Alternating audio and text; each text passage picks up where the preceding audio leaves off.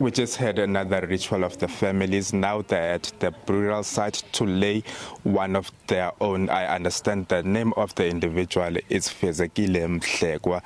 Really, it's quite an emotional and painful process for this family having to undergo this tragedy. And all they are calling for now is for justice, and that the law enforcement agencies do what they can to bring calm to this community of Godini and ensure that peace is restored, because now the residents are living in fear over this matter. They don't know when something of this nature might rock up again. Some have even vacated their homes to go live in the bushes because I understand that that's where they get attacked, at their homes where they're supposed to be safe. Let's bring in the Premier of the province, Oscar Mabuyane. Thanks a lot for your time.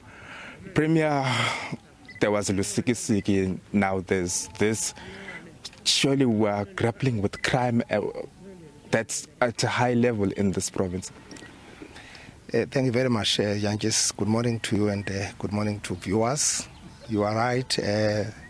The rate of crime is quite escalating as we are seeing it. It looks like we are coexisting with criminals almost every village, something that we are not used to. But firstly, I would like to take this opportunity to also extend our heartfelt condolences to the Tito Mboweni family, to Mladlana family, and other families that have lost their loved ones. It looks like now almost every day we will be waking up in sad news of a couple of deaths that have been witnessed through a barrel of a gun. It's a very painful situation that as a province we are going through. But we are relieved that police are trying their level best. But so far, it's a post factor. We really need to have a sort of a preventative. Clearly, we can only prevent these heinous crimes if we work with communities. We are able to identify, but also strengthening our crime intelligence, as we've been crying about crime intelligence. Sort of these crimes, you can see, are really organized crimes. It's not something that happens spontaneously. People plan.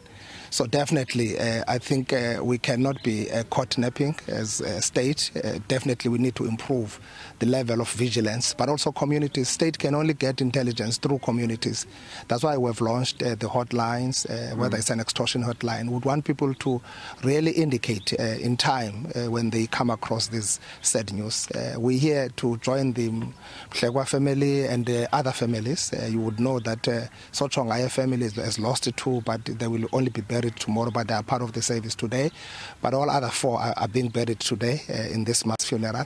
As government, we are really saddened by this, and we're really grappling with it, I must say, and we really need more capacity. Difficult to combat crime in rural areas. You can see where we are, and when you have got a police station 20 kilometers away from where you are, it's not going to be easy to respond quickly. So clearly the strategy must be actually reviewed on how you deploy resources to prevent crime, particularly in rural areas. I know we've been focusing more in urban, high-density areas, but I think time now is clear that these crimes are moving around. They are really everywhere, and they hit here, they hit everywhere, and you can see things are happening in a manner that as people who are not used to.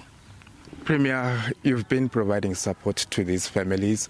Going forward, I can tell you about the family we visited earlier on. Everyone was in tears there.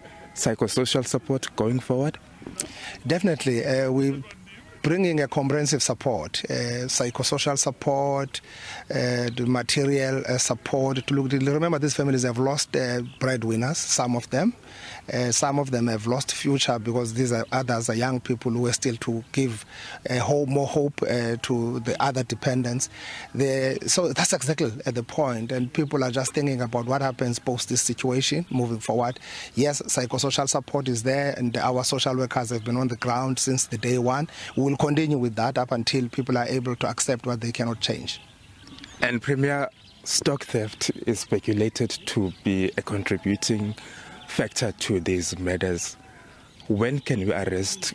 How are we arresting stock theft in the entire province? The last quarterly stats that were released by Community Safety MEC Xolile Nqatha indicated that it has risen by 14%. How are we combating that scourge?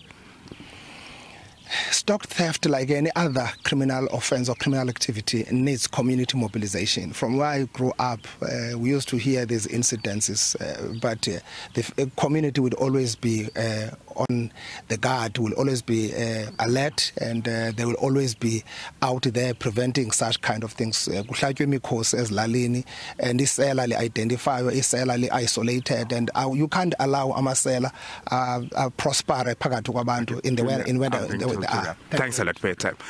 Playing that was Oscar Mabuyane, the Premier of the Eastern Cape.